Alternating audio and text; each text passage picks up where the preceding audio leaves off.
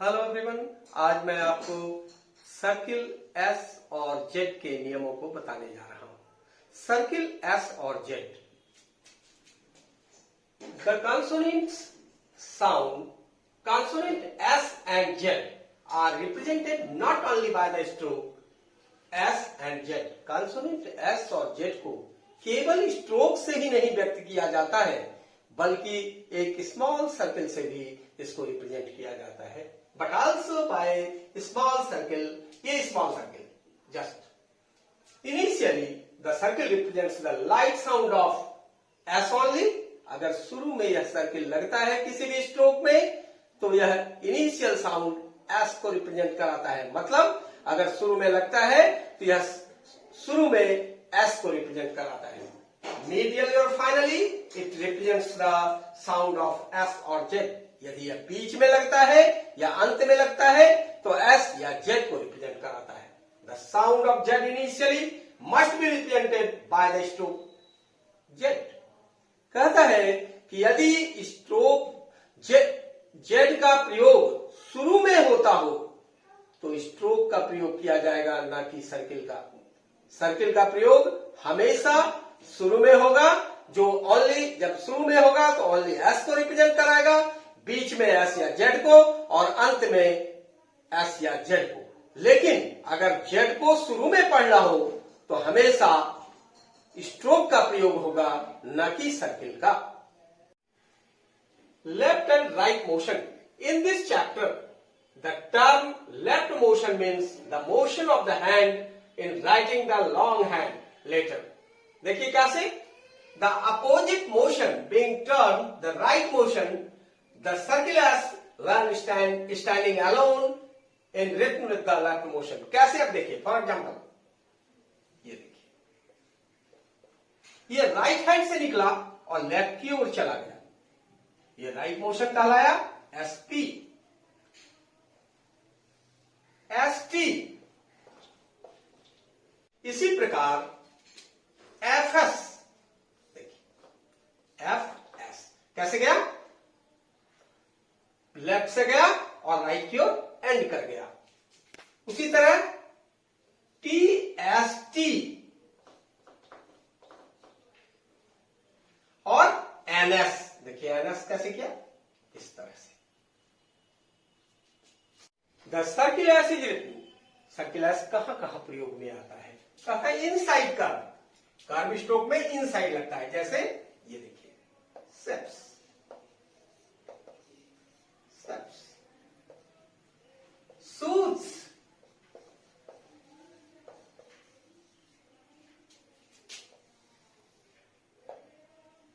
नेस,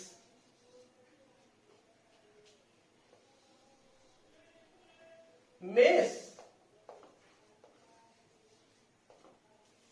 उसी तरह outside angle form by two straight strokes. ऐसा होता है कि जब दो स्ट्रेट स्ट्रोक आपस में मिलते हैं तो कोन बनाते हैं। देखिए कैसे, ये कोन बना आर एस के। आउटसाइड एंगल कोन के बाहर बनेगा एस सर्किल। टास्क, यहां देखिए दो स्ट्रेट स्ट्रोक आपस में कोन बनाए और कोन के बाहर एस सर्किल लगेगा, ठीक है। See, with the left motion when joined to straight strokes not forming an angle. Straight stroke में जुड़ेगा सर्किल, कोई एंगल नहीं बनेगा। अब देखिए कैसे, एसपी, पीएस, एसटी और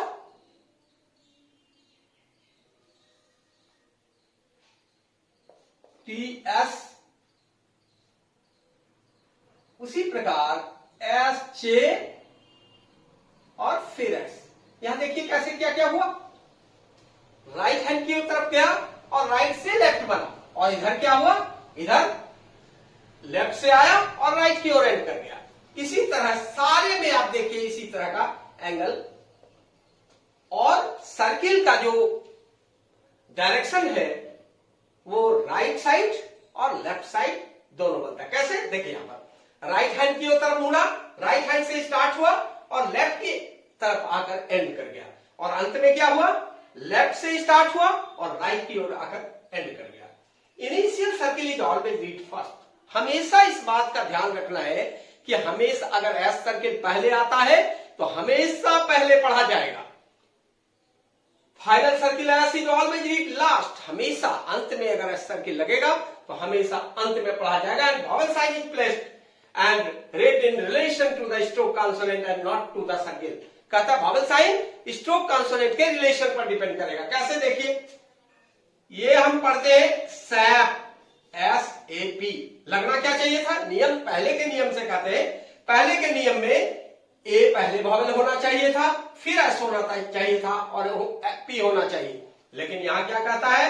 initial circle S is always read first, यानी एस हमेशा अगर पहले लगेगा तो पहले पढ़ा जाएगा। SAP, sat. Set,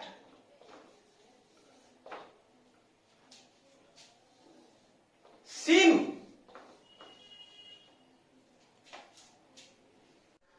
the circle S may be added to a stroke logogram, यानी ग्रामोलोक्स में भी सर्किल एस एड होता है। कैसे? अब देखिए कम, कम्स, ऐसा क्या लग गया? कम्स। पुट,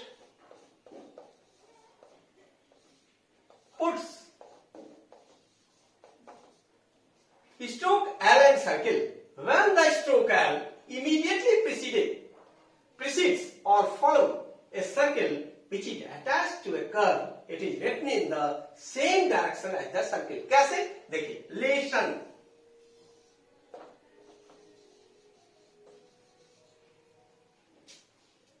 कैंसिल, रिफ्यूजल,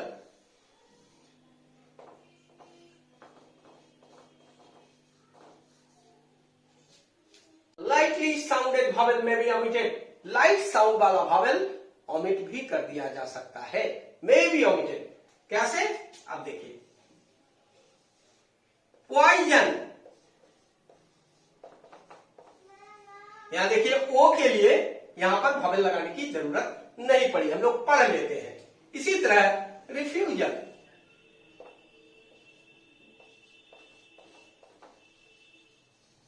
यहां पर भी देखिए ए के लिए वॉवेल नहीं लगाया गया। आंसर,